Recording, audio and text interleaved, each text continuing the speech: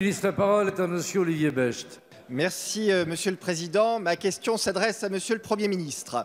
Monsieur le Premier ministre, depuis plus de 15 jours, divers mouvements de grève, sans préavis et parfois même sans avoir informé leurs propres syndicats, ont été déclenchés par des agents de la SNCF, perturbant grandement le trafic sur différentes parties du territoire national. Bien sûr, l'on peut comprendre certaines revendications légitimes des cheminots sur les questions relatives à la sécurité, aux conditions de travail ou encore à la qualité du service rendu aux clients. Oui, il est nécessaire de conserver ou parfois de remettre de l'humain à bord des trains, mais aussi dans les gares pour aider les passagers à accéder au train, à gérer les conséquences des retards ou tout simplement à acheter leurs billets, dans un contexte où tout le monde en France n'est pas nécessairement équipé ni d'un smartphone 4G, ni titulaire d'un diplôme de Polytechnique pour comprendre les subtilités des offres tarifaires, certes parfois avantageuses, mais de plus en plus compliquées, conduisant souvent les passagers de bonne foi à devoir régulariser une fois à bord à des tarifs prohibitifs. Oui, la SNCF doit poursuivre ses efforts pour améliorer la qualité de ses services, la régularité de ses trains, la poursuite des dessertes de proximité en lien avec les régions.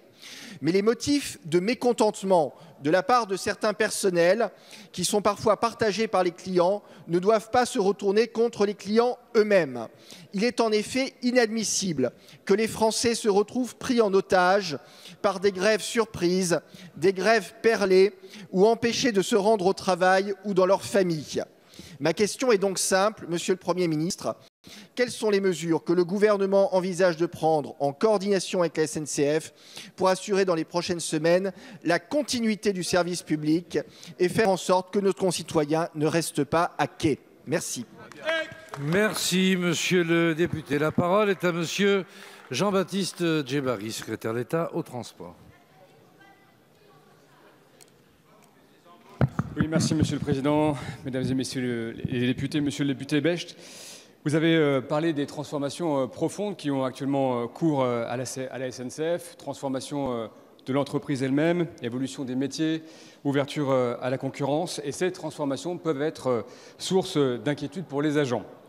Et il est essentiel, dans ce cadre, que le dialogue social puisse pleinement s'y déployer. Et je fais confiance à Jean-Pierre Farandou, qui prendra ses fonctions le 1er novembre, pour impulser une nouvelle dynamique au plus près des territoires.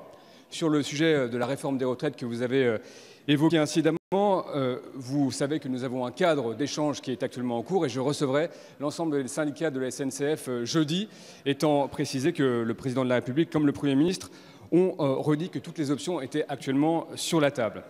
Pour autant, il est forcé de constater que les mouvements des 2 dernières semaines ne respectent ni la lettre ni l'esprit de la loi de 2007 sur les services publics, et ce, au détriment des usagers et des clients de la SNCF. Il revient à la SNCF de prendre les mesures appropriées pour les agents qui ne respecteraient pas le cadre de la loi. Mais je note, dans le cas d'espèce du Technicentre de Châtillon, que le mouvement social est devenu aujourd'hui sans objet, dans la mesure où le projet de réorganisation qui était demandé est aujourd'hui ou a été retiré par la direction régionale. Que dès lors, la demande de primes, par exemple pour reprendre le travail, paraît à minima hors sujet, en tout cas injustifiée. Concernant la demande de paiement des jours de grève, il n'y a de la même façon aucune raison d'y donner suite. C'est ce que nous a dit la SNCF et c'est la position du gouvernement. Merci, Monsieur le député. Parfait.